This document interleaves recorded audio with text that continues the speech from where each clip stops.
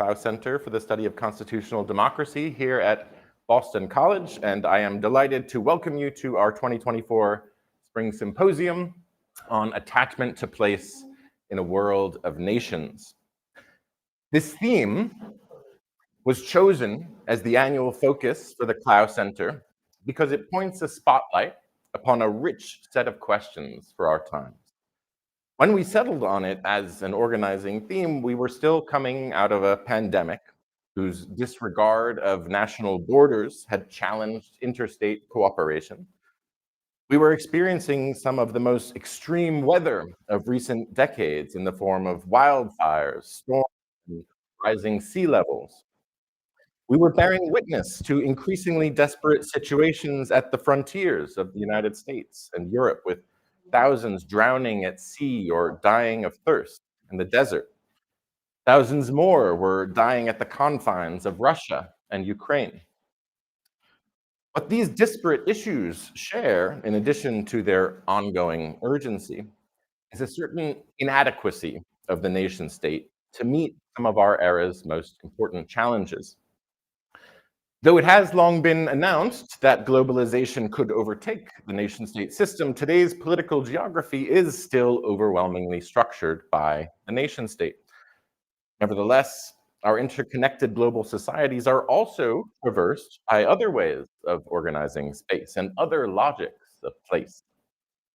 People have always defined their personal and collective identities vis-a-vis their attachment to particular sites, territories, and other imagined communities that resist incorporation into the nation state. And these places could be sites of cultural or political or psychological or religious significance, or even virtual in nature.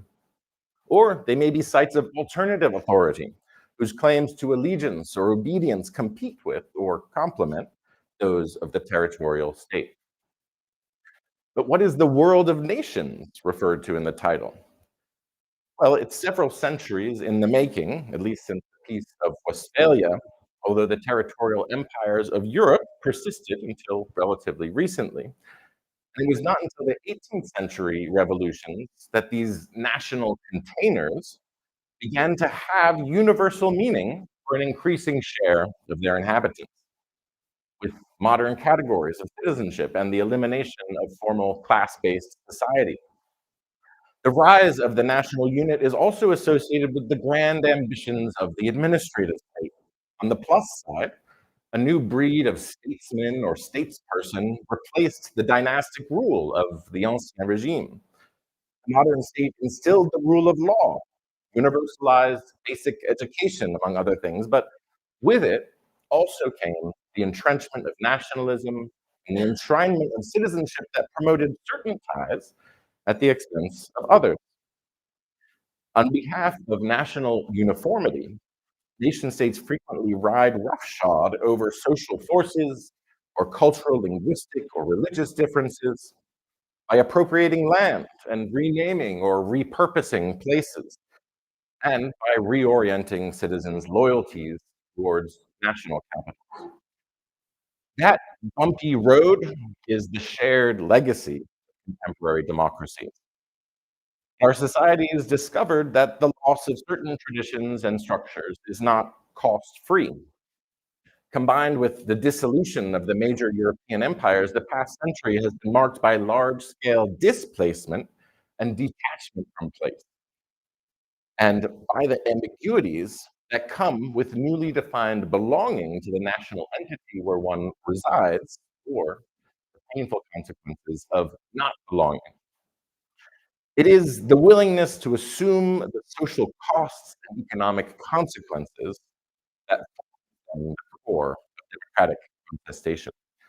Now, this gives an attractively edgy quality to electoral democracy, but it also reveals its precarious nature.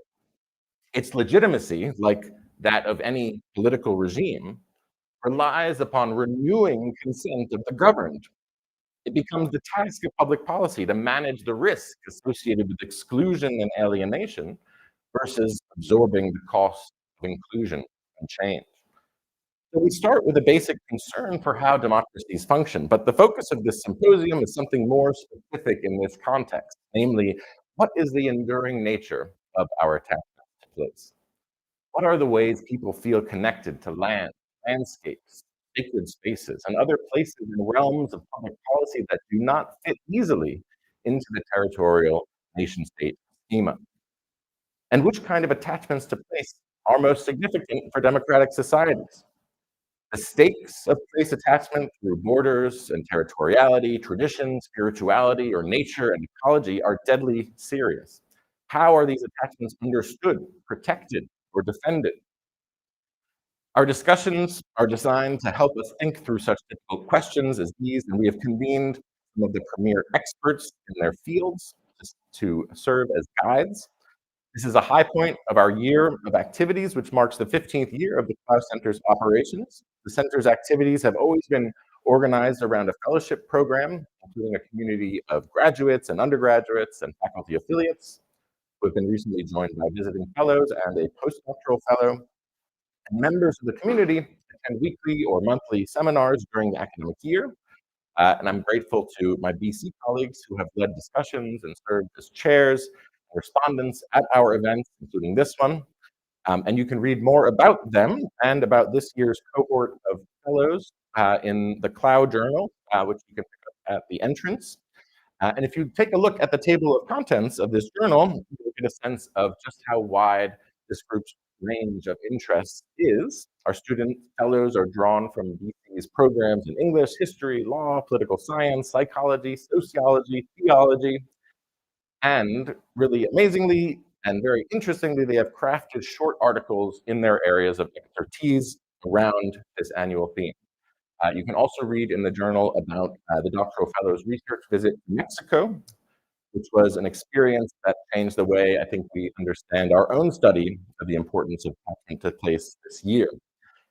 They're also joined in the journal by visiting speakers who have lectured on campus this year, including Danielle Allen and Karen Barkey, Charles Mayer, Arjuna Padarai, and Karen Cox. And together with the fellows' essays, they offer a collective provocation to think differently about place and politics in constitutional democracy, which is the reason why we are gathered here now. So to briefly present the symposium's agenda, today's and tomorrow's proceedings will unfold over 10 panels designed to examine the significance of place from a variety of angles. The featured speakers are a distinguished slate of legal scholars and leading figures in social sciences, urban planning. There will be several keynote presentations. The first session this morning opens with an elemental question: how is climate transforming our sense? How is climate change transforming our sense of place? The next sessions will examine the legacies of religious and political empires and how their understanding of place has influenced subsequent national borders, identities, and citizenship. And on this afternoon's panels, speakers will address key questions like how the rise of digital space has reconfigured our political geography and which factors shape city planning and our urban sense of place. Later today, we are thrilled to welcome the Honorable Ronald L. Davis, who is Director of the United States Marshals Service, who will sit in conversation with civil society leader Malanka Clark to discuss the place-based challenges of current-day policing at local, state, and federal levels. Finally, as a way to mark this special occasion, today we conclude with a poetry reading and discussion of the work of international poet Bejan Matur, followed by a reception.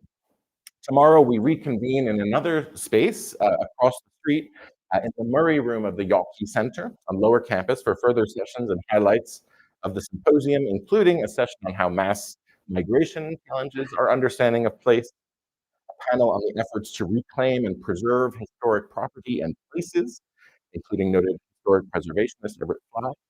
And in conclusion, there will be a keynote address on territory, place, and nationhood by Professor Timothy Snyder.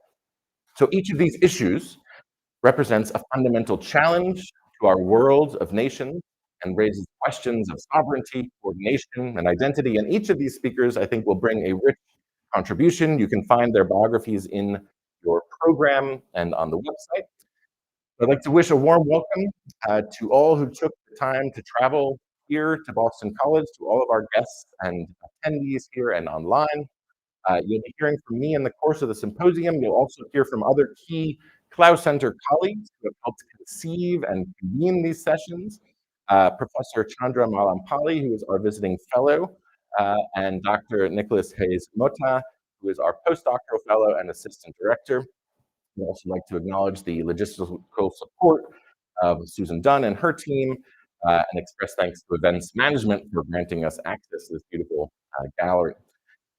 So I am now ready to transition to our opening session on the nature of place. So I'd like to briefly introduce our first speaker, our keynote speaker this morning, Madeline Ostrander. Madeline Ostrander is an environmental journalist, and she is author of At Home on an Unruly Planet, Finding Refuge on a Changed Earth. Unruly Planet tells the stories of 4 American communities on the front lines of the climate crisis, and it was named one of Kirkus Review's 100 Best Nonfiction Books. 2022, her work has appeared in The Atlantic, on The New Yorker, The Nation, Sierra Magazine, many other outlets. She's appeared as a guest on a wide range of public radio and PBS programs, and her reporting on climate change and environmental justice has ranged from the Alaskan Arctic to the Australian outback. Her work has been supported by a range of prestigious fellowships. She is currently serving as a Knight Science Journalism Fellow at MIT. Serving as her discussant will be Professor Noah Snyder, who is Chair of Earth Environmental Sciences at Boston College and Director of Environmental Studies. Noah is a geomorphologist who studies how human management of rivers conflicts with the ecological functions of rivers.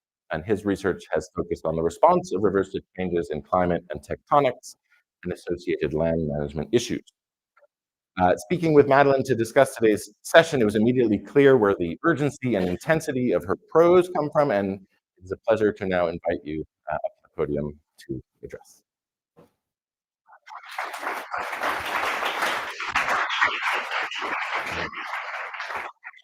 Am I live? Can you hear?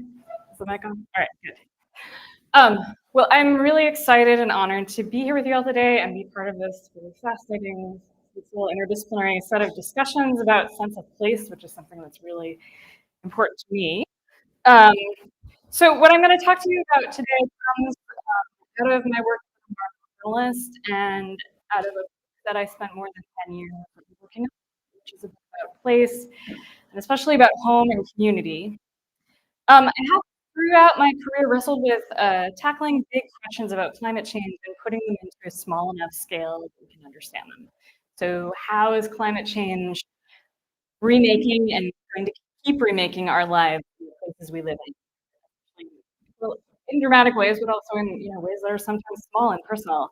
How is it affecting us at home? How do we make sense of it at the scale of our personal lives and our communities?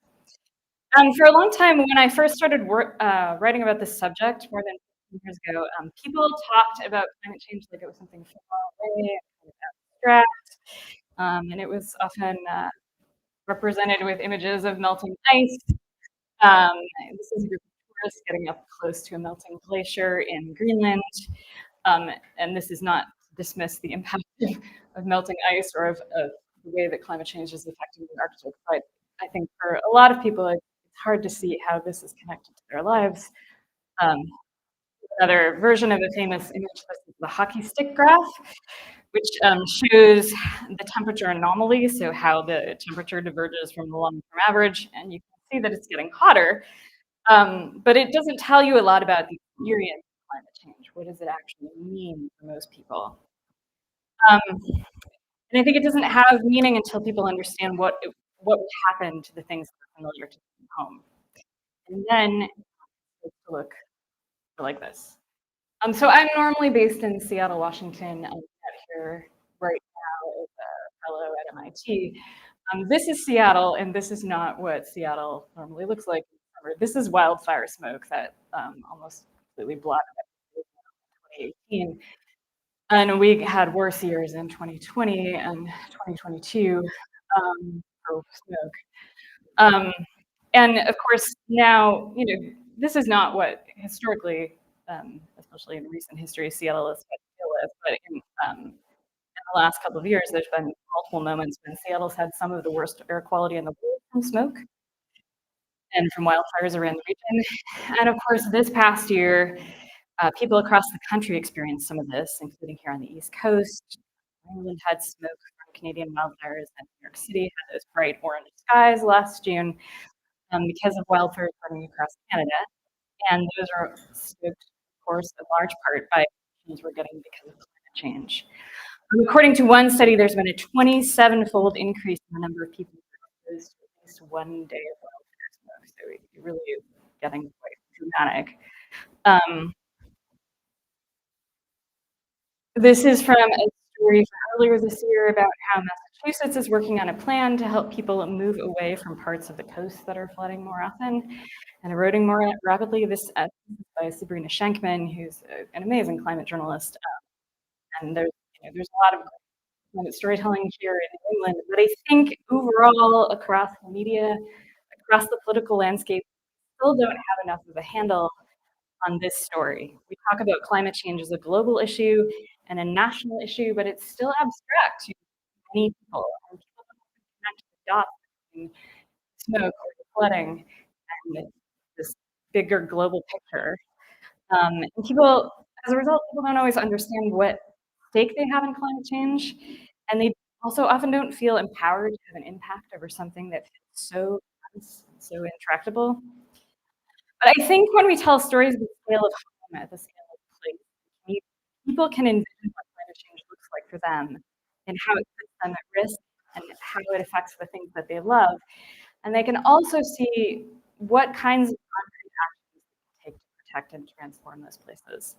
So the Yale program on climate change communication did a recent study and project, and they found that people's support of climate change action goes up dramatically when the issues framed in terms of how it will affect the things that they love, including the places that they love.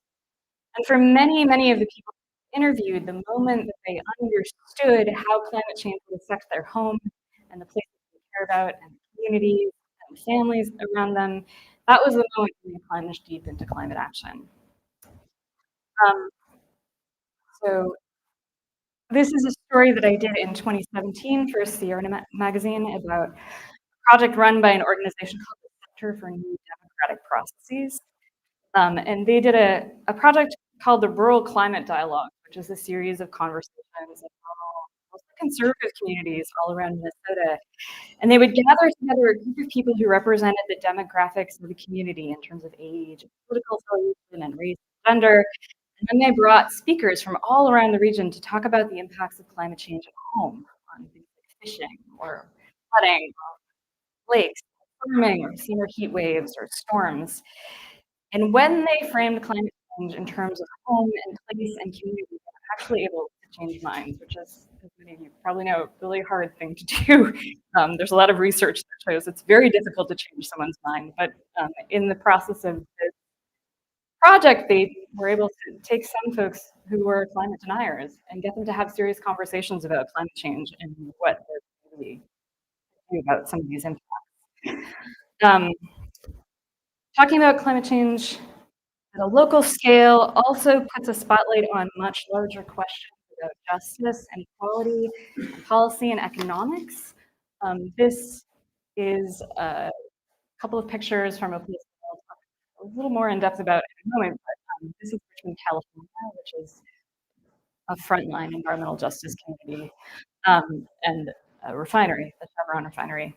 The environmental justice movement, beginning in the 70s and 80s, organized people, especially in low-income communities and communities of color, to fight against environmental problems at home, like toxic waste dumps next to schools or homes or neighborhoods.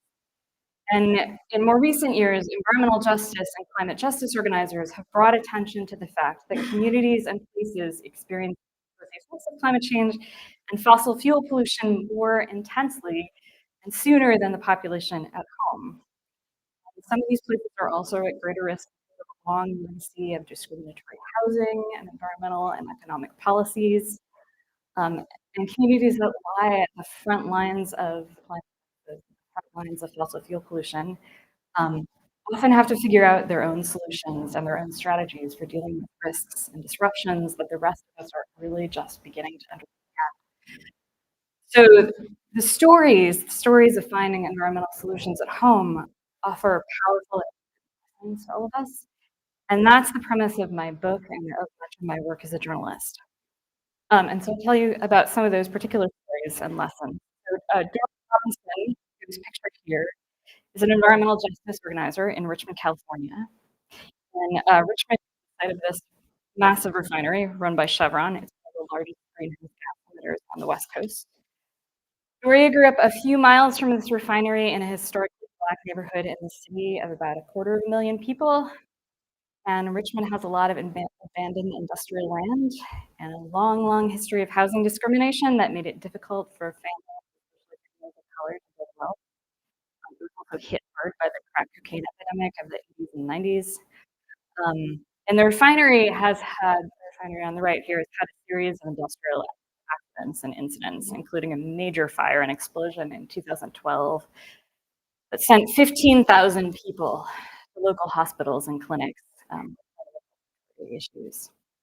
And Richmond has also been dealing with, this is the 2012 refinery fire, and on the right, wildfire smoke over an urban farm that's on the outskirts of Richmond.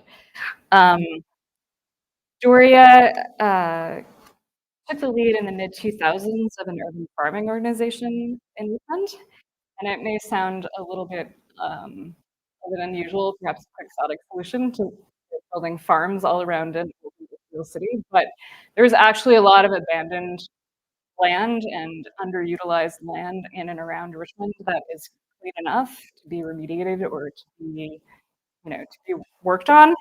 And so she just started finding places, finding abandoned land, old school grounds, right on the edge of town that hadn't been used in a long time. And she began mobilizing kids in high school and right out of high school to establish these farms all over the city. And in 2014, they started on the outskirts of the city. By the end of 2020, the organization was producing 60,000 pounds of produce a year and distributing it to hundreds of families around the region. And the point of this story isn't just about food. It's about what happens when you start reimagining and changing what home can look like and what a place can look like. Because as a result of projects like this and of other kinds of community development efforts, everyone started asking big questions about what it could become. Does it have to be a fossil fuel city? Does it have to be an old crumbling industrial town? Or could it be something else? And so over the years, the makeup of the city council has changed from a large number of people who are taking campaign financing from the oil industry to having a majority of people who are part of a local progressive party. It's really bold in its thinking about environmental issues. And they've been pushing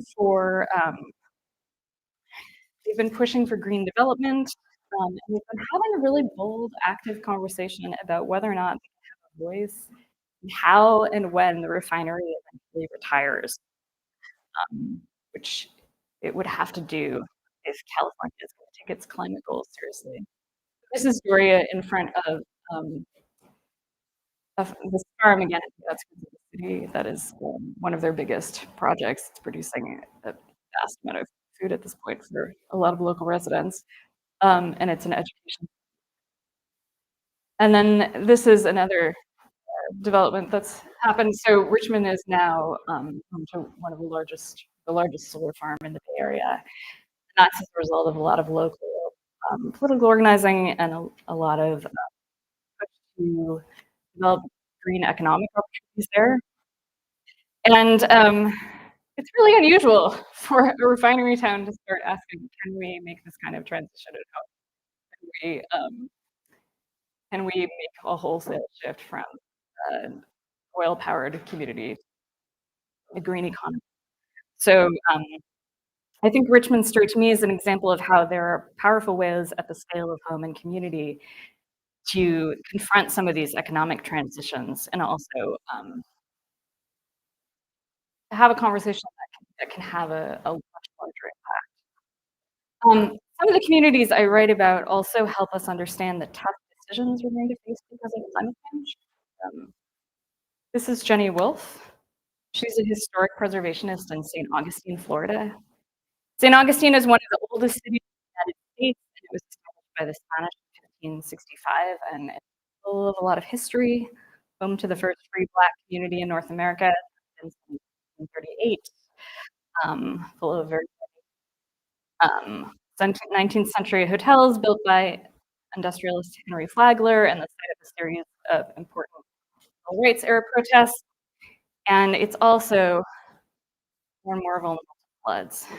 So Florida is a hotspot of sea level rise, and Jenny lost her this house, as a result of flooding from Matthew in 2016. And as she was salvaging her belongings and trying to put her life back together, she was also knocking on doors to help her neighbors recover from their own flooding and decide how to rebuild. And St. Augustine has become a leader in a whole series of discussions about how places that are meaningful to us as Americans from rising waters, save places and landscapes that are part of our history and heritage. Because of course, our sense of connection to a place is also part of home. And are there things we have to let go of? One of the most troubling scientific findings of climate change is that a certain amount of sea level rise is now unstoppable, although the rate at which it happens is still affected by decisions we make now. And so over the next several decades, we have to make decisions about what we can protect along our coasts and what we can protect at home and where we're able to live. Here is in the Matthew in 2016, and they were hit again by Hurricane Irma in 2017. They've had much more recent flooding from hurricanes and nor'easters, as well as a lot of sunny day flooding from king tides, especially in part of the low-lying parts. This is an image of a house at the waterfront in St. Augustine that's been elevated in order to get the first floor above flood height. And Jenny has had a role in helping her neighbors and community figure out how to take steps like this, how to relocate some buildings, how to put flood control measures by the city time so that people can move when they need to, and they can hang on and document and preserve what's important to them and to their history. This is the seawall next to the Castillo de San Marcos, which is a fort built by the Spanish in 1672. It's probably the most iconic place in St. Augustine. And of course, in the long run, if we get more extreme civil rights, we can't relocate like a giant stone fort. But again, the city is working here on a lot of things like engineering, on installing new kinds of flood barriers, doing stormwater upgrades, and figuring out how they can put city time to protect and document as much as they can. And those are choices that we're going to have to make in communities, in homes, all across the coast, all around the country, and around the world, really. So I think there's a lot to learn from places that are at the forefront of these questions. This is another community that appears in my book. This is Bernice John and her son-in-law and her grandson. They are in Newtok, Alaska, on a fishing trip. Newtok is an Alaska Native community of a few hundred people in the southwest part of the state. And Bernice is one of the leaders of conversations about how we talk from conversation that took decades, some 25 years. Early on, people began to notice that the land village was coming apart because of a combination of erosion in this very dynamic landscape and the fact that winters were becoming milder. It's like there's less ice to shield the coast, permafrost that lies underneath the land that helps stabilize the ground, starting to thaw and so the land is coming apart, and it's become more and more dramatic and alarming in the last few years. This is a picture I took in 2019. I was visiting. Every year for the last couple of decades, Newtok has lost more land. In the mid-2000s, media outlets started referring to Newtok as among America's first climate regions. And the community worked together to organize a place to move and practice their culture so they can move together and continue to define home as a place that they, you know, they be together as a community and continue to hunt and fish and gather wild plants. This is Muktivik, which is about 9 miles from Newtok, and it's thankfully on bedrock, so there's no permafrost underneath to fall through, and it's much more stable and erodible than the landscape that they have been living in. It was a long process to create this place. It's not like building a house here, for instance. They had to start from scratch with no infrastructure, no stores, no roads, extreme storms, powerful tundra mud. These houses also represent a vision of sustainability of the community house for the future. So they're super insulated and they're highly energy efficient and they're designed to withstand temperatures. The community is looking at solar in the months when the sun shines. They have their own water treatment in a place where it can be really hard to plummet in. And it's one of the most successful examples of a climate change relocation in North America, actually. But it's also not over. So like half of people, less than half of the community now in Newtok to move over here. But I think that stories like this offer us a lot of lessons in planning and persistence and in how we come together to have hard conversations about moving.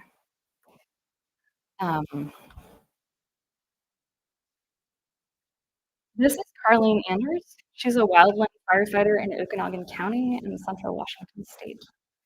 From Carleen, I think I learned a lot about what it is to try to recover disaster and bring community together to try to do that.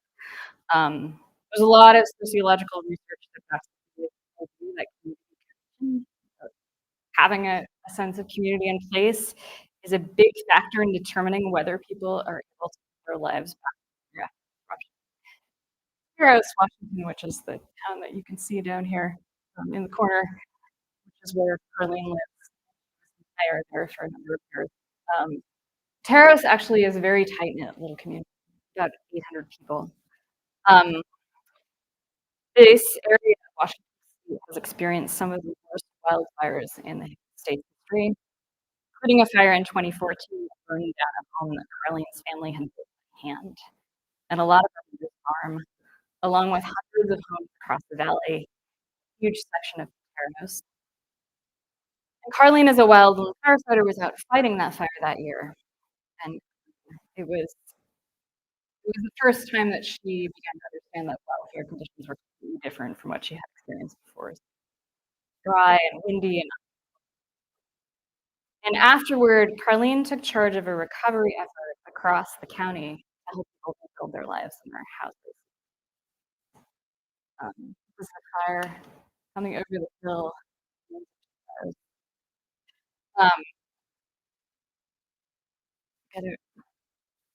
Yeah, this is a house that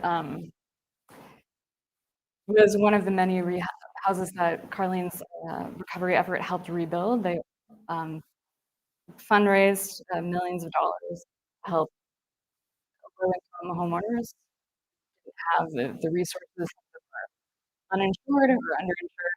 They just didn't have the resources to rebuild. So they helped them build all of these homes around the county. One of the things they did in building the homes is that they made sure that they were very fire ready. So there's a lot of space around this house so that a fire could be fought. And that there's a lot of work that they've done to show that we're not actually wildfires. There's a lot to do to prepare, recover, and make the impacts less damaging. So I think that since the passage of the Inflation Reduction Act in 2022, I think that community level actions on climate change have always been important, but I think that they're even more important. So even in 2020, there was a study that found that existing commitments to climate change from communities and states and businesses could help reduce emissions up to 7% across the country. But since the Inflation Reduction Act passed, there's actually huge emphasis on rolling out transitions, economic transitions, electrification across the country, and the federal policy is really designed to do this. And so this is a quote from Bill McKibben about this. The transformation of American homes away from fossil fuels is going to have to be done on a community by community basis. You have to have whole communities buying in so you can make this work happen quickly. And that's the work of the years ahead. So a lot of what we do to organize a response to climate change is going to have to happen at home. People will have to adapt at home. People will have to respond to new kinds of risks and threats at home. People will have to learn to move their homes. And there's powerful things that people can organize at the scale of community and at the scale of home. And so I think that's an important message to take to people out in the world, that people can do at a scale that is meaningful and manageable to them. I think that's yeah. Thank you.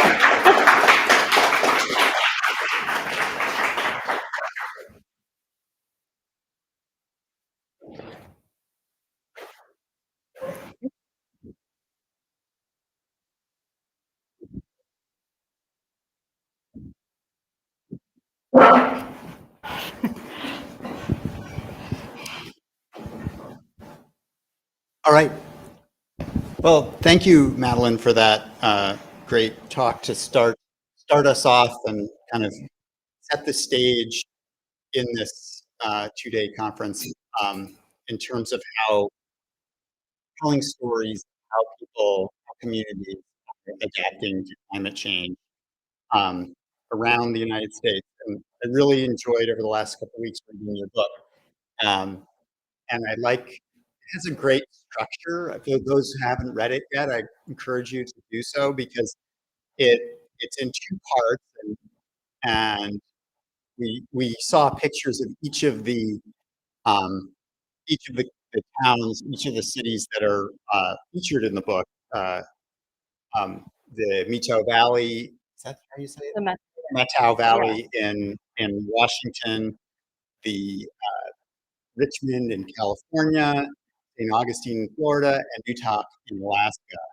And it explores, it introduces, in the first part, you introduce these communities, and then the second, and sort of set the stage and kind of set up some suspense about what's going to happen in each community. And then you kind of get through to the second part, and it really starts to move fast because you're like learning the resolution or kind of, which of course in no cases is anything but messy, but it's a very nice structure the way it sets up. We just spent the hour geeking out about story. I thought a lot about that as I was writing the book. It's sort of the classic idea that like the hero arrives in a new world, and we're all in a new world now because of climate change. That's what I thought about the way that the story was set up. Oh, that's great. How do you navigate that new world? Yeah, absolutely. And that is very much, the theme of the book and a lot of the theme of what we're talking about over the next 2 days here.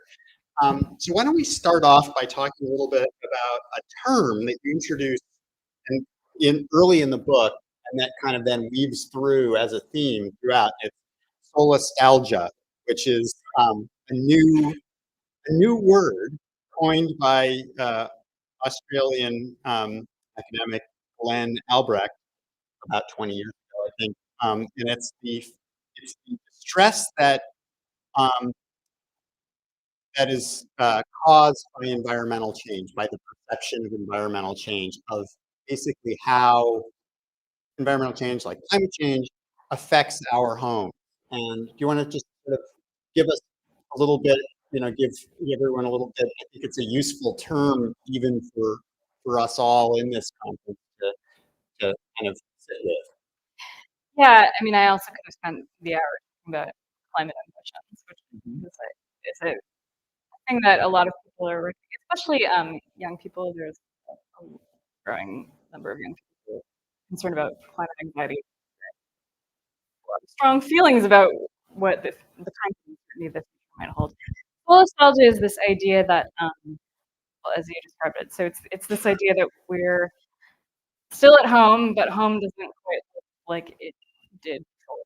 There was a good article right on the page of the Buffalo this morning about this, about who are New Englanders very much anymore. And are we gonna, you're gonna have an identity crisis about that? And but I mean, more than just that, like how does cold, how does climate character in place, and what do we lose when that starts to change? And some of that is obviously ecological, and some of it is like Alaska, very real physical changes that happen on the landscape when you don't have ice and snow. But there is also this sense of loss. And sometimes I think that talking about that sense of loss is, on a personal level, is more powerful and immediate for people. Like the loss and help you see more clearly the impacts. Mm-hmm. I think it's important to talk about things like use that word every time, but I think it's important to talk about the feelings people have about seeing the places that are familiar to them. Suddenly you can get people remembering. Like I remember when you started.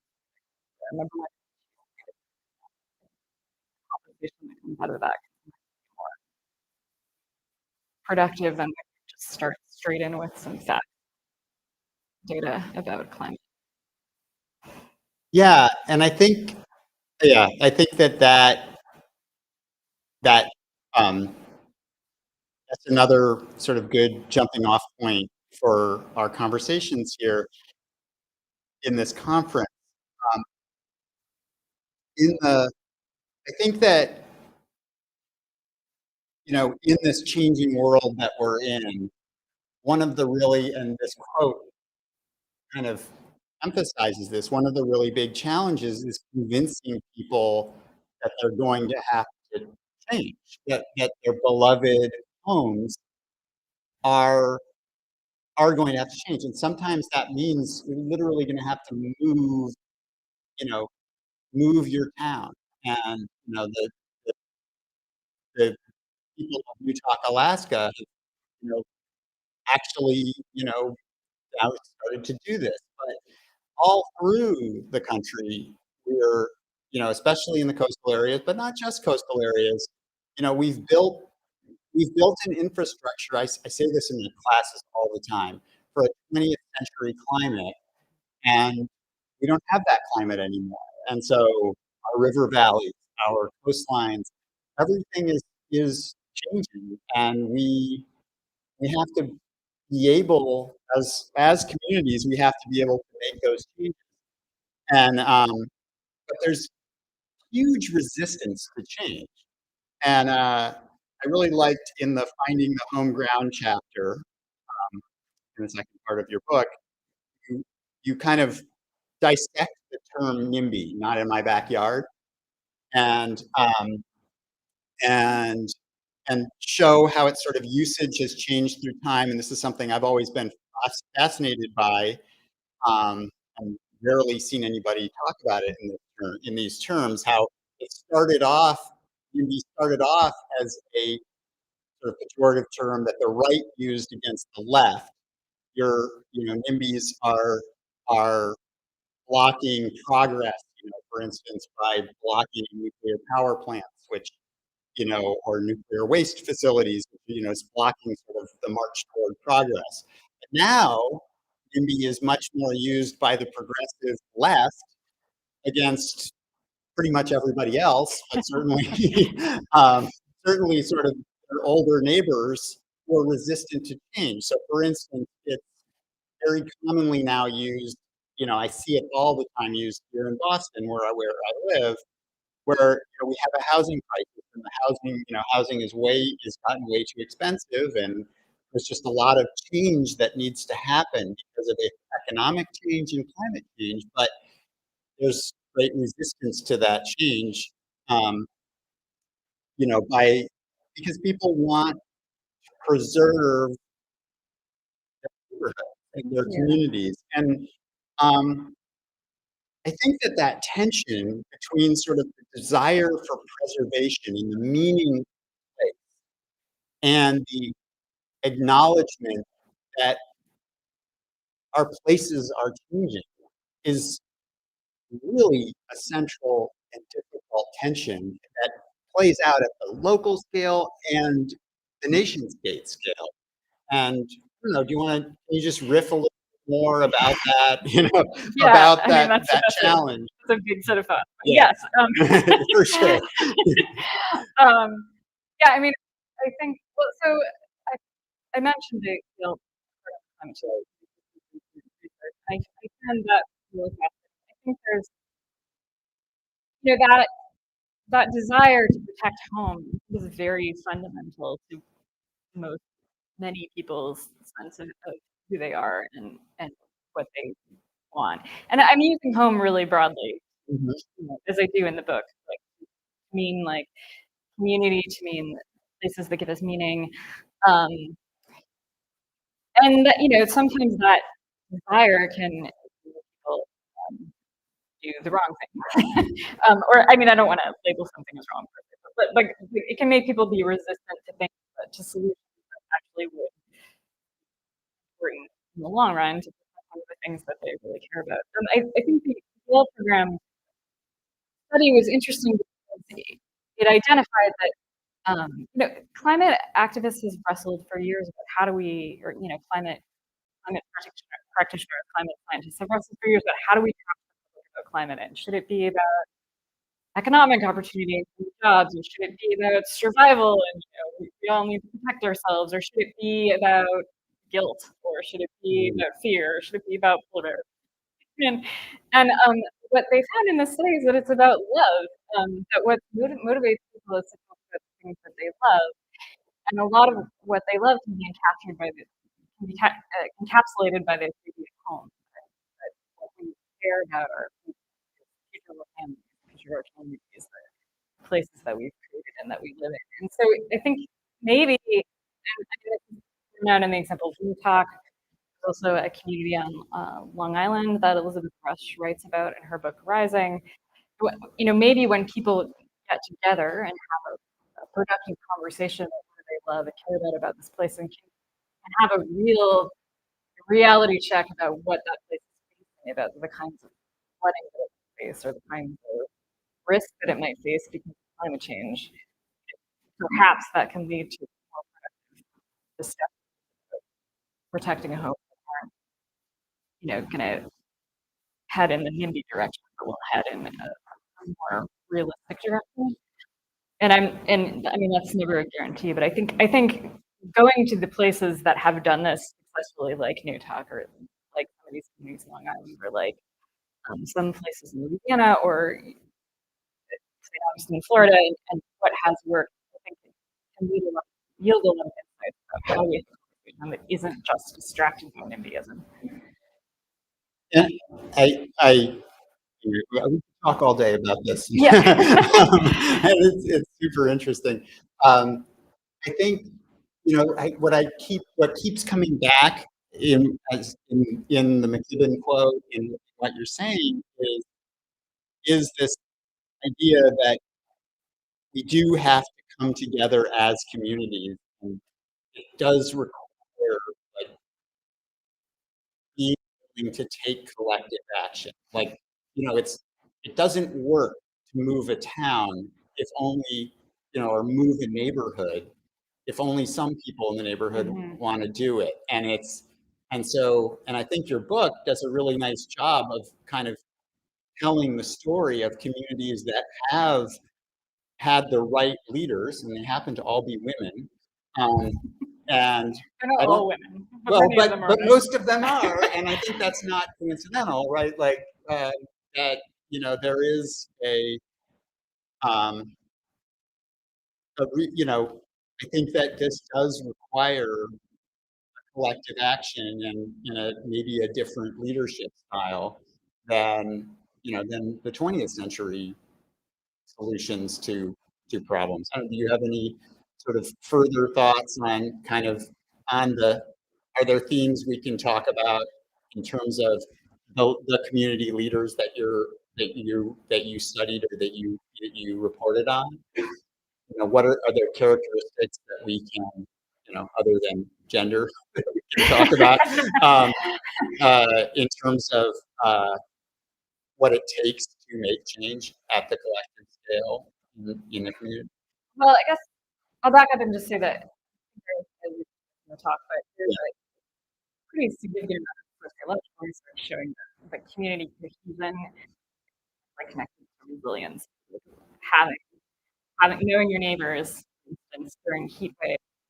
Eric Klinenberg famously did a study on the Chicago heat wave, in which he showed that like knowing your neighbor was as big of a buffering factor as having an air conditioner, in terms of your ability to be healthy during a major heat wave, because people check up on each other. Mhm. So, and similarly, having a sense of community, a sense of place, a sense of connectedness with people around you can also determine your willingness to take steps to prepare for disaster. So communities that have more cohesion are more likely to actually do things to prepare for wildfires, and they're also more likely to do things to prepare for floods. And then they're more able to rebuild after some kind of disaster. And so in a way that kind of like contrasts with the idea of what an amazing really is, because I think maybe being able to be community-minded and sort of connect with your neighbors and a lot of different people and voices, perhaps, I don't know, gets someone away from NIMBYism. NIMBYism as a concept isn't very well defined, and For sure. It sort of falls apart when you try to look at it too closely. But in any case, I think in terms of characteristics, people.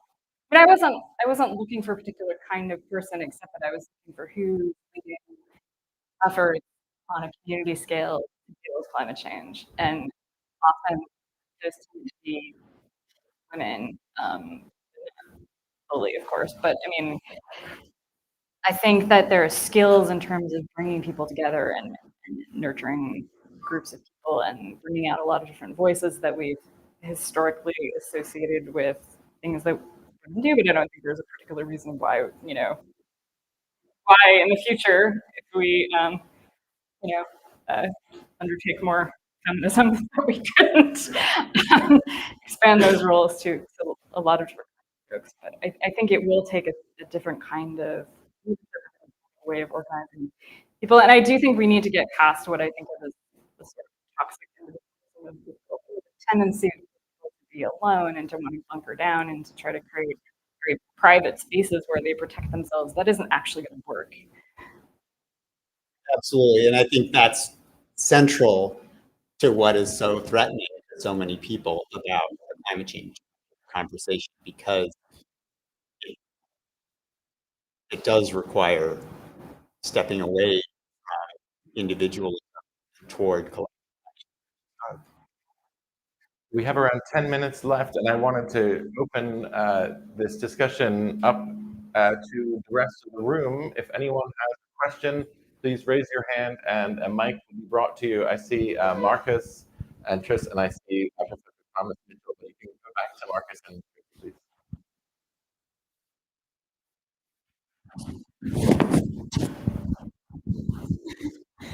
Hi, thank you so much for your talk. It was really interesting. My family and I are from St. Augustine, so it's cool to see those images. I was struck by this quote that you landed on about solutions being like community-based, and your argument makes a lot of sense, like about love, and the best way to motivate people that like change needs to happen is to point out the threats that are direct to them. I'm curious, like, where you see the limitations of this sort of framing for motivating responses to national and global level changes and policies that need to be passed. Like, how are you going to, climate affects different areas of the U.S. and across the world at different paces to different degrees. So, how do you motivate communities that aren't facing these big, salient and powerful threats to be on board with like national level and global level efforts that are required to address climate as a whole society? Yeah. And I mean, the case I was trying to make isn't, of course, that like community scale action can be a substitute for national in global action, but just that I think it's a scale that we need to talk about more because I think it's a scale that is meaningful for a lot of people that they can sort of grab a hold of. I mean, I think a lot of local officials actually already are trying to make climate plans and trying to deal with climate change. So, I mean, while yes, the examples I give it in the book are, kind of on a more severe edge of climate impacts, I haven't been anywhere where where I don't, and I mean, I hear this from, I talked a lot with, we said an organization called EcoAdapt that organized the National Adaptation Fund across the country, and all over the place in red states, and in where people are libertarians. Like when they come to those places to have a conversation about climate adaptation, there's people on the ground thinking about that because there's impacts all over the country. I mean, Elizabeth Colbert says this in Under White Sky and also Extinction, that when she first started writing about climate change, she had to look for the places, examples where you could really see it, but now you can kind of throw a dart at a globe and like kind of. I guess I'm not clear that like there are places that aren't feeling it, but I think that it's not always visible to people. One thing I noticed as the book was coming out, is that I started having more random conversations with people about climate change. At the grocery store, when I was getting a haircut or something, and people would be immediately often sort of fascinated when I was sort of connecting the dots between heat waves that were happening in the Pacific Northwest, wildfire smoke, and climate change. It was like people just weren't seeing what was right in front of them. I think if we could have more conversations at a community level about what's actually happening and help people understand this is climate change and this is how it's going to affect you or is already affecting you and this is how it affects things that you really care about, then I think that could help get a lot more people on board. And I think these scales are connected as people see the local implications, that can help work for larger scale, national policies as well, I hope. Yeah, that makes a lot of sense. I think there's even like room for those fields to be integrated into one another. So like I'm a social psychologist, and like although social psychology is essentially about how it's really hard to get people to feel empathy because you're distant from them outside of their social circles, like across the globe. But there's like recent work from even people in our lab that sort of leverage this sort of like empathy bias that already exists in people. For instance, by making salient the impact on like future generations, like your children, your grandchildren, like how will they be affected? So maybe not like present day community, but like people that are close to them. How will their futures be threatened? And so still kind of like accessing that attachment and like local close empathy, like close moral circle biases to leverage that support. So yeah, thank you so much again. Hi, thanks so much for your talk. I thought it was really great. I think Tris covered most of what my question was going to be. And I'm doing work in our lab on how we get people to sort of like connect very visible manifestations of climate change that aren't completely such like extreme weather events, like the underlying root causes like emissions. So I hope to talk here more about that. But what I was thinking, just adding on to what Tris said, I think what's interesting is that sometimes our desire to protect home can hinder a hindrance when we're trying to address these sort of like large scale societal or global issues. I think like the existing work showing that like when we're asked to support policies that are increasingly distant, so like Tris was saying, either proximally or because they're like other countries, or temporally because they're future generations, we're less likely to do so. And when these social issues are presented, the disparities in these social issues are presented to us, like, for example, with white Americans learning about how COVID-19 particularly impacts Black Americans, we actually think of these issues as less severe, less concerning, and we're less supportive of issues to address them or actions to address them, because we're thinking like, even if my group's going to suffer, it's not going to suffer as much as another group who's an outsider. So in that way, I'm sort of even protecting my home by allowing this issue to just play out.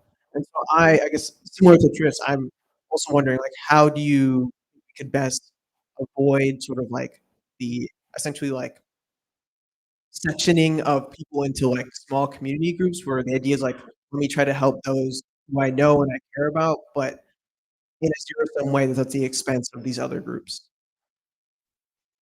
Yeah, that's a big question. I don't know that I have like $1 million answer, but I have. I guess as you both were talking, I've been thinking about two separate things, and one is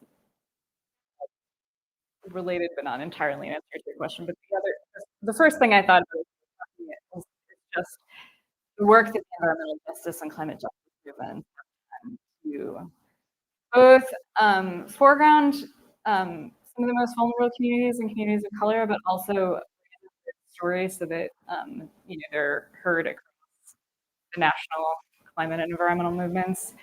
I think as we've had a bigger conversation nationally about equity and about unfairness, about institutionalized justice, I think people have many people have at least a greater awareness of disparity, and I think there is more of a willingness to both understand how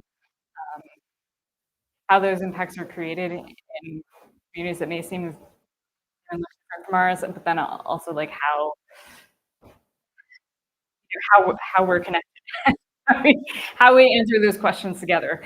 But I mean, yeah, I think there is a danger if we think that climate change is only affecting poor communities or only affecting developed countries. And one of the things that I've tried to do in my storytelling and in the book is to represent a range of communities and places. So St. Augustine's place, parts of it we hear a bit of wealth, and that community is really struggling with a lot of sea level rise. And Richmond is a place with a lot of wealth, but it's struggling a lot with fossil fuel pollution and a lot of other risks. So I think if we can make it plain to people that we're all these kinds of risks, then maybe we can have, again, a more productive. The other thing I was thinking about as you both were talking is an initiative that I've been following called Leading Locally, and there's a couple of other that are trying to get officials elected in local, state, and regional offices are interested in taking on ambitious climate action.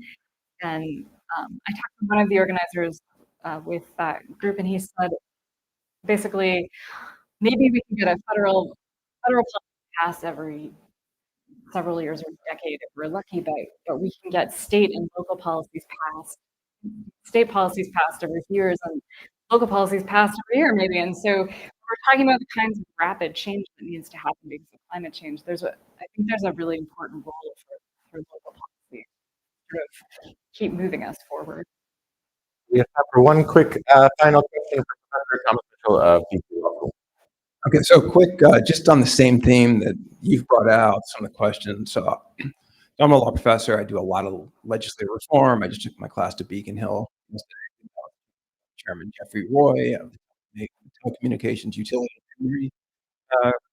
Committee, and he basically said that they're having massive resistance from localities and counties in terms of trying to meet the net zero. They need to have battery storage, and that these localities have slowed down by years their ability to address, because they see on a temporal basis, this is out in the future, what is storing batteries has to do with the issues we're facing. So because they don't perceive it to affect them now, they are massively, ineffectively slowing things down. So you have that issue, that they do see this attachment to their place, and they're defining it much differently than we need to do to respond to these. And then the second question is, when you get to this tipping point, many examples were positive examples, but you also have the problem in places like Miami, where they're like, okay, oh crap, we've ignored this, now we got to move, and what we're going to do is take over, like environmental gentrification, take over the higher grounded Black and brown communities that used to have the disfavored land, but now it's important because it's resistant. So we're just going to displace them, and that's the solution. So you do have the community coming together, but in a way that instantiates justice on other folks. Yeah. Um, again, these are really thorny and difficult issues when we talk about. I think what I was trying to lean toward in my book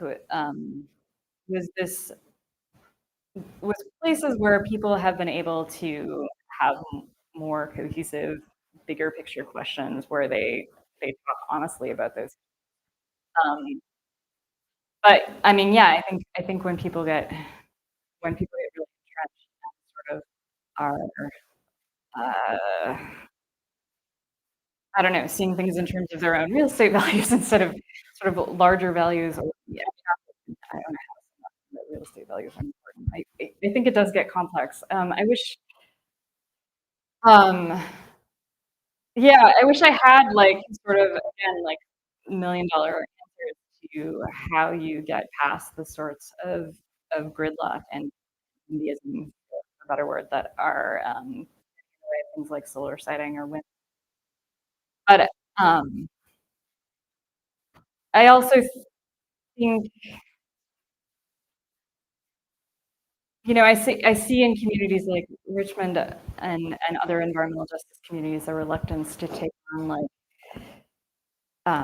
new kinds of even renewables development if they don't have like assurances that they're not going to a branch of sorts of impacts from this new economy that we're developing. I guess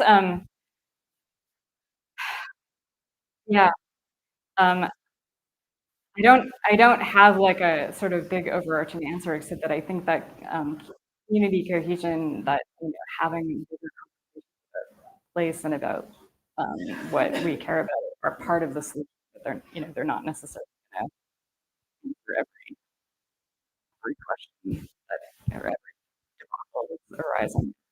Well, you've done an amazing job of raising the right questions. For that, we are very grateful to you, Madeline Ostrander, and to Noah Snyder. And I'd like to invite the second panel to come to the front. But first, thank you to the folks.